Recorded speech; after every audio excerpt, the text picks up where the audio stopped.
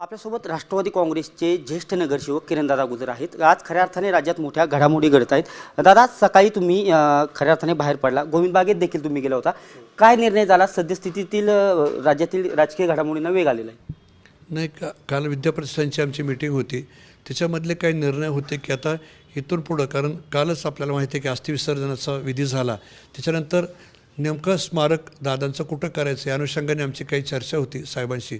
तर ती करत असताना मात्र बरेचसे पवार फॅमिलीतली सगळी मंडळी एकत्र आली होती, म्हणून सुप्रियाताईने आम्ही सगळ्यांनी परत एकत्र बसलो आणि मग नंतर काही सकारात्मक चर्चा या बाबीची, काही साहेबांचं सकाळचं स्टेटमेंट आलं, अर्थात ते योग्य होतं, परंतु त्याच्या अनुषंगाने काही प्रश्न निर्माण झाले होते की, आणि माझ्यासारख्याच्या लक्षात आलं की याच्यामध्ये कुठंतरी कम्युनिकेशन गॅप पडते आहे आणि नेमकं सगळ्यांच्या विचाराने होत असताना मात्र मग वेगळं वातावरण का तयार होते। आणि मग त्याच्यासाठी मग पार्थ पवार पण त्या ठिकाणी आले, त्यांची आणि सगळ्यांची एकत्रितपणे चर्चा झाली, काही समज गैरसमज होते ते मिटले आणि कोणत्याही प्रकारची ह्याच्यामध्ये कटुता राहिली नाही, राहणार नाही। आणि मग त्याच्या अनुषंगाने पण मी आता स्वतंत्रपणे पार्थ पवारांची चर्चा केली, कारण गटनेता निवडीचा ही that is the one process आहे आणि ती होईल।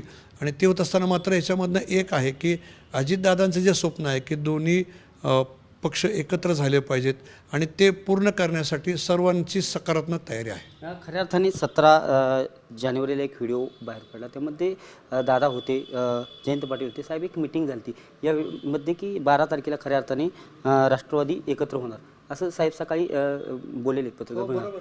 झालं असतं ना, पण दुर्दैवाने हा जो प्रसंग घडवला आपल्या बाबतीत घडला, त्याच्यामुळं काही गोष्टी पुढं गेल्या आणि पुढे गेल्यानंतर मात्र याच्यामध्ये कोणच मनस्थितीमध्ये नव्हतं आणि मात्र काही निर्णय राज्य पातळीचे होत असताना मात्र बारामतीमध्ये त्याचं थोडंसं कम्युनिकेशन होणं गरजेचं होतं, ते न झाल्यामुळे असे थोडेसे गैरसमज निर्माण झाले। दादा, खऱ्या अर्थाने तुम्ही आज पारदादासोबत होता, सकाळी गोविंद बागेतील साहेब, काय अंतर्गत एकत्रित काय चर्चा झाली? किती दिवसात एकत्रित दोन्ही राष्ट्र होणार काय? नाही, आता ह्याची चर्चा राज्य पातळीवरची मंडळी एकत्रपणे करतील, परंतु पवारसाहेब आणि एंटायर पवार फॅमिली हे बाबतीत सकारात्मक आहे।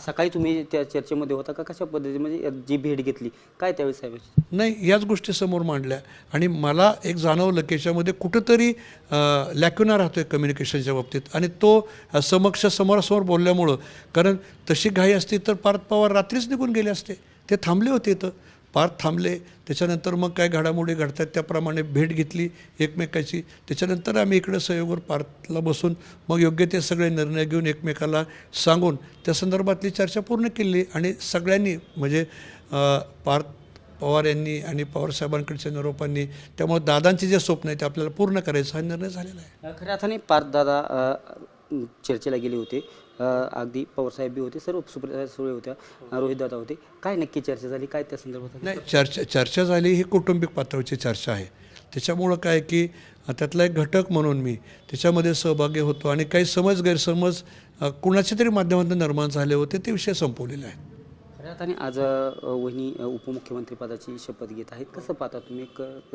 अनेक दिवसांपासून दादांसोबत काम केलेलं आहे, कसं पाहता या बाबीकडे?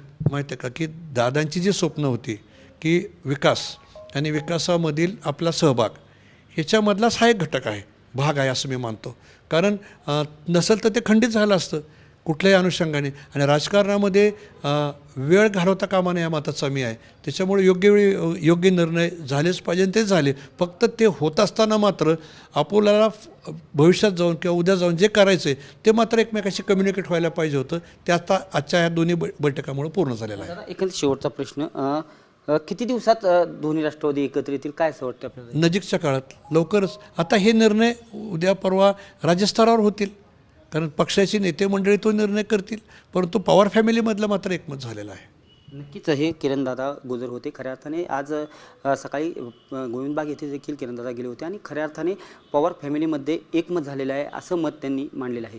दीपक कापरे, TV9 मराठी, बारामती।